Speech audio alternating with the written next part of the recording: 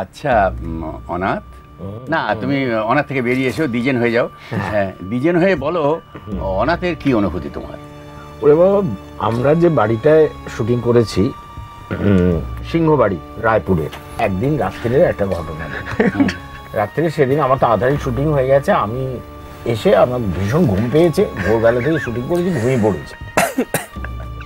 ও অনেক পরে এসছে, ওর শুটিং শেষ হয়েছে। মাঝরাত্রিরে আমার ঘুমটা ভেঙে গেল, এটা এমন একটা আওয়াজ, তাতে মনে হচ্ছে ও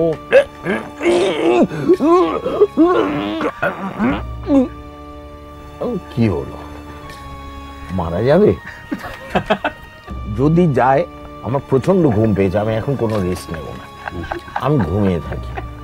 আর যদি না যায় তো চুকে গেল, ওর যদি বমি করে, ওর পেটে অসুখ করতে পারে, নানা কারণে বমি করতে পারে, আমি ঘুমিয়ে পড়ি। জিজ্ঞাসা করি? আমার একদম না, কারণ রেসপন্সিবিলিটি নিতে হবে। হ্যাঁ, জিজ্ঞেস করলে ঘুমটা ব্যাহত হবে। তারপরে আমি ঘুমিয়ে পড়েছি। পরদিন সকালে উঠে শুনলাম ও নাকি কি একটা ওষুধ গলায় ফেলে জল দিয়েছিল, তারপরে সেটা দম আটকে সত্যিই মারা যাচ্ছে। যাই হোক, মানে কোনো দুর্ঘটনা ঘটেনি না, মানে ভূত হওয়ার হাত থেকে দেয়াই পেয়েছি এবারের মতো।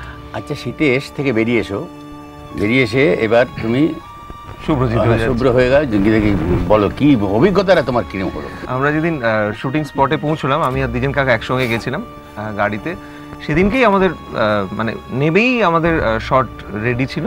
তো সেদিন থেকে এই যে পরপর শুটিং শুরু হলো, পুরো একটা ট্রান্সের মধ্যে। মানে ওই সিনাদের বাড়ি যেটা দ্বিজেন কাকা বললেন, সেটা তো মানে ওরকম ভাঙা বাড়ি, অত বিশাল ভাঙা বাড়ি আমি প্রথম দেখলাম। মানে একটা শট শেষ হচ্ছে, বাইরে আসবো, একটু অন্ধকার, সেইখান দিয়ে যাওয়ার সময় মনে হচ্ছে একটা গা ছমছমে ভাব। কে বললো ওই তো ওখানে একটা সাপ রয়েছে, সেটা দেখার জন্য একটা বিশাল সাপ ওখানে ঘুমোচ্ছে। এবং ওই মাকড়সার জাল তার কত রকম ফের হতে পারে, ওই বাড়ি থেকে দেখলাম আর কি। তো ব্যাপার হচ্ছে যে আমাকে তো কেউ জিজ্ঞেস করবেন, আমারটা আমায় বলতে হবে। আমরা জিজ্ঞেস করছি, বলো তোমার কি রকম? বলো বলো বলো, কি বল? না, আপনার কেমন লেগেছে? তুই বলবি না? হ্যাঁ হ্যাঁ, তোমার কেমন লাগলো? তো যে ঘরটায় শুটিং হয়েছিল আমার আর অপুর, সেটা একটা বিভৎস ঘর। মানে আলো জ্বাললে আরো বিভৎস হয়, মানে অল্প আলো জ্বাললে সেটা একটা কী রূপ নেয়, কোথাও ছায়া পড়ে, কোথাও ছায়া পড়ে না, আলোটা যে পড়ে সেটা আলো তো এর মনে হয়। সেটা কী জন্য হলো, মানে একটা অসাধারণ, মানে এগোতে পারা যাবে না এরকম একটা ঘরের মাপ। জানলাটা একটা প্রাগৈতিহাসিক যুগের একটা ভঙ্গিমা নিয়ে এরকম কাত হয়ে আছে। তারপরে দরজাটা খুলবো কি খুলবো না, খুললে কতটা খুলবে, সবটা খুলে যাবে কি না, এরকম একটা সম্ভাবনা আছে। এবং খোলার সাথে সাথে সামনে একটা এঁদো পুকুর, সেই পুকুরটার আশপাশে গাছগাছালি জঙ্গল, মানে পরিপূর্ণ। আচ্ছা, সেই পুকুরটার পাড়ে চাতাল আছে ছোট্ট, সেখানে ওই বসে ঠেস দিয়ে বসার জন্য আর কি, পুরোনো দিনের মানুষ বসতো, কিন্তু সেই বসার জায়গাটা না এবড়ে খেবড়ে হয়ে আছে। সেখানে বসতে হবে, এবং বসলে ওর ভেতরে যারা আছে তারা যদি খুব আদর যত্ন করে তাহলে কিন্তু ওইখান থেকে ডাইরেক্ট নার্সিংহোমে যেতে হবে, কিন্তু করতে হলো। এবং মাঝে মাঝে ইটগুলো এরকম উঁচু নিচু হয়ে আছে, বসতে অসুবিধে হচ্ছে, বিভিন্ন প্রত্যঙ্গে তার একটা প্রভাব পড়ছে, হ্যাঁ খোঁচাখুঁচি লাগছে। তখন আবার বলছে ক্যামেরা, বলছে বন্ধু একটু ভালোভাবে বসুন, তো বুঝতে পারছে না যে এর চেয়ে ভালোভাবে বসা যায় না। যাই হোক, সেরকম কায়দা কানুন করে, সেটা একটা মজা। আর প্রতি মুহূর্তে মনে হচ্ছে যে আমি যত কায়দা করেই বসি না কেন, উঠবে কি এক্ষুনি এখান থেকে, ওপাশ থেকে কি আসছে, এইরকম একটা ভয় ব্যাপারটা ছিল। কিন্তু সবাইকে নিয়ে একটা মজা। আর সে বাড়িটার এমন অবস্থা, ভগ্নদশা, মাঝে মাঝে ওই ভেঙে ভেঙে পড়ে। হ্যাঁ, আমি শুনেছি। হ্যাঁ, শুনেছি না, আমি প্রত্যক্ষ করেছি, এবং আমারই ঘাড়ের উপর পড়েছিল এখানে একটা। হ্যাঁ, সেটা আমরা শুনলাম। হ্যাঁ, যেহেতু কাঁধ থেকে মাথার দূরত্ব একটু দূরে, হ্যাঁ, সেই জন্য বেঁচে গেলাম। ওটা মাথাতেই পড়তো, তো আর মাথায় পড়লে তো ডাইরেক্ট একদম পড়তো, কোনো ইয়ে ছিল না, বাধা ছিল না। তো এই ধরনের এনজয়মেন্টগুলো ছিল।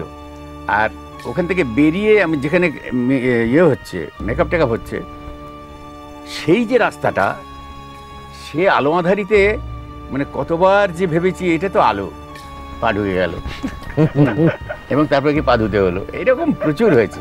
গল্প বেশিরভাগ শুটিংটাই আমাদের ওই দুপুরে শুরু হয়ে রাত্রি অবধি চলতো। তো সেখানে আমার একটা সংলাপ ছিল একটা জায়গায়, যে আমরা অলরেডি ওই পুরো বাড়িতে, মানে ব্রাউন সাহেবের বাড়িতে পৌঁছে দেখছি যে কখন ভূত আসবে ইত্যাদি। তো সেখানে আমার একটা সংলাপ ছিল, আমাকে একটু মানে অনেক পেছনে লাগছে রঞ্জনের।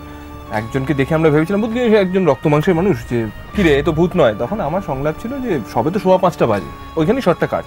আমি বললাম সবে তো 5:15 বাজে, এখনই নিশ্চয়ই ভূতের আশা করছেন না। বাবুদা বললো কাট, গুড শট। আমি বললাম একটু ঘড়িটা দেখো, ঠিক 5:15 তখন বাজে। এবং ঘড়িটা কিন্তু চলছে, এমন ঘড়িটা নয় যে চলছে ঘড়িটা তো। থেমে গেছে তা কিন্তু নয়। ঠিক 5:15 বাহ, আচ্ছা এটা একবার হলো। ভৌতিক ব্যাপার। দ্বিতীয় দিন, তারপরের দিন শুটিং হচ্ছে, সেখানে ওই এক কথা। সেখানে ডায়লগটা ছিল তখন ভাস্বরদা বলছে যে এখন তো সবে 7:15 বাজে, আর একটু কফি খাই, দেখি একটু অপেক্ষা দেখি না, অপেক্ষা করি নালে বাড়ি চলে এটার যাবো। কিন্তু শুটিং যখন চলছে তখন বাজে রাত 10টা। কাট। বললাম নিশ্চয়ই এখন 7:15 বাজে না, ঘড়িটা দেখ 7:15 বাজে এবং সেটা চলছে। ঘড়ি আটকে নেই, কিন্তু ঘড়িটা স্লো হয়ে 7:15 এবং সেটা চলছে। পরপর এরকম দুটো ঘটনার পরে আমরা বললাম এটা কি হচ্ছে, এরকম ঘটনা বারবার ঘটাটা কিন্তু খুব একটা ভালো লক্ষণ নয়। তারপরে একটা দৃশ্য ছিল যেখানে আমরা তিনজন বসে, আমি বিশেষ করে তাস খেলছি। সেখানে বাবুদা বললো আচ্ছা একটু আমি একটা ডায়লগটি চেঞ্জ করি, ভাষা তুমি এই তাসটা ফেলে আবিরকে বলো এই নে তোর নিশ্চয়ই এই তাসটা লাগবে, একটু জাস্ট যে বন্ধু বান্ধবের মধ্যে মজা করে একটা ইয়ে। ঠিক আছে বাবুদা চলো, একটা রিহার্সাল করা হচ্ছে, রিহার্সাল অ্যাকশন। ভাষা একটা তাস ফেললো, নেই না তাসটা নিশ্চয়ই তোর লাগবে। আমি তাসটা তুলে রাখলাম এবং আমরা চেষ্টা করছিলাম যতটা অথেন্টিক ভাবে তাসটা খেলা যায়। ফিশ খেলা হচ্ছিল এবং আমার সিরিজটা ছিল 3, 4, 6, 7, ঠিক ভাষাটা 5 ফেল স্পিডে। আমি এটা তুললাম, শর্ট তো চলছে, কিছু বলতে পারছি না। এদিকে আমার তো তখন দেখছি আবার এরকম। এবার তারপরে বিষয় ছিল আমি একটা তাস ফেলছি, বিশ্বজিৎ পুরো তাসটা তুলে বলছে হ্যান্ডসমেড, এবং আমি কার মুখ দেখে উঠেছেন বলুন তো। আমি ফেললাম একটা তাস, থ্যাংক ইউ, এই কাটো, এইভাবে শুটিং করবো না। বিশ্বজিৎ পুরো হাত হ্যান্ডমেড, হ্যাঁ। ওই একটা তাস, এবং আমি কিন্তু না জেনেই ওই তাসটা ফেলি। এবং আমরা কেউ জানি না যে কার হাতে কি কি তাস আছে, এমন নয় যে আগে থেকে সাজিয়ে 4-5টা বসিয়েছি। ঘটনা ঘটে যাওয়ার তা পর কিন্তু আমরা নয়। মানে বেশ আশঙ্কায় ভুগছিলাম।